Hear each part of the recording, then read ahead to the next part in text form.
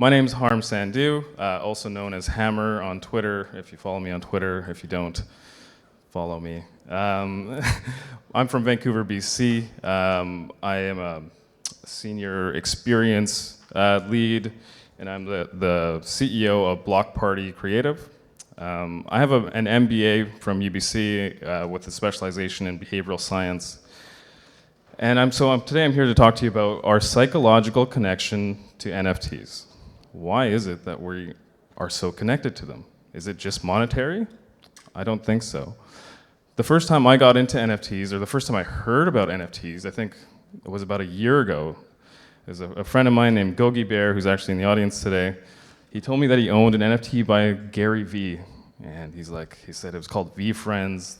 It looked ridiculous. He said it was worth $50,000, and so I gave him some great advice. I said, sell it. Why is this JPEG worth $50,000? Why are you holding on to it? Get rid of this thing. And now fast forward a year later, I have a Web3 company, I'm a doodle holder, and I'm a doodle, and my doodle is me. We're one and the same. We're connected forever. That's just the way that it works. And so I wanted to just dive in why is it? Why am I so connected to my NFT? And there's 15,000 people here in New York today who are also interested on some level into NFTs. And a lot of them have pictures of their PFP or their NFT on their shirts, and they're representing them, and they seem really connected. So to me, it can't just be monetary. It's definitely a factor, but it's not just monetary. So I thought, let's look at this from a behavioral science perspective. What are some biases or heuristics that may explain why is it that we are connected? So the main one that I want to point out is called the Endowment Effect. So this is the fact that people often demand much more to give up an object than they would be willing to pay to acquire it. So that means that I value what I own over what you own, even if it's the same object. And this endowment effect is actually amplified. The longer that you hold that NFT, or whatever that item is, doesn't have to be an NFT, and the more that you interact, with that item. So the endowment effect. And I'll say this now, and I think I'll repeat it a couple times, is when we're looking at NFTs, yes, we own NFTs on chain, but we also own it on brain. We are connected to it psychologically. And so let's look and add an experiment and add an example. How does this actually work? So this is the lottery ticket experiment. This was conducted by Daniel Kahneman, the author of Thinking Fast and Slow, who's really the OG for behavioral science.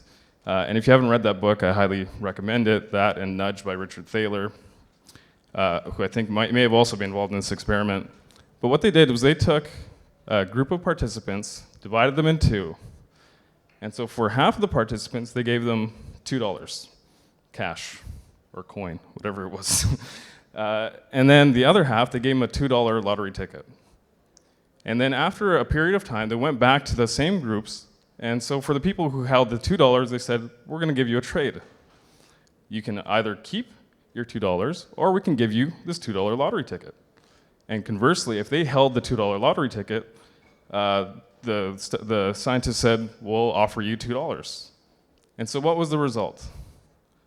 The result was that overwhelmingly, people opted to choose what they already had. 83% of people opted to choose to stay with what they had. Now, why is that? It's because of the endowment effect. And is it just because of a lottery ticket and there's chance? Is it just this example? No, they repeated the same experiment with pens and mugs. It really doesn't matter what the objects are too much. The fact is that people find a sense of ownership psychologically, and they tend to keep what they have, and they value what they have over what others have. And so that's this sense of ownership. So from this example, you can see how it translates to NFTs. And I said it before, we own it on chain, but we also own it on brain. And so if we were all to mint an NFT, if we were to take rarities aside, The longer that I hold that NFT, I have it in my wallet, the more often that I see it, post it, interact with it on Twitter or wherever, the more I'm going to value it over your NFT, even though they essentially have the same value, right? So there's two other sub-biases or effects that are at play here, and I just want to point those out as well. So one is called loss aversion. Loss is painful. It's a very painful feeling, and people will do what they can to avoid loss. And so loss aversion is the observation that human beings experience losses asymmetrically more severely than the equivalent gain. It's actually twice as much on average. So if my NFT, for instance, went up by one ETH, I'd be pretty happy. But if it went down by 2 ETH, my emotional reaction would be twice as strong to that loss. And so what happens here is that we tend to have people who will hold on to something because they don't want to realize that loss, right? They don't want to actually sell it because selling means that they've actually lost. And that's a very powerful and painful feeling. So loss aversion is at play here. The other bias here is the status quo bias.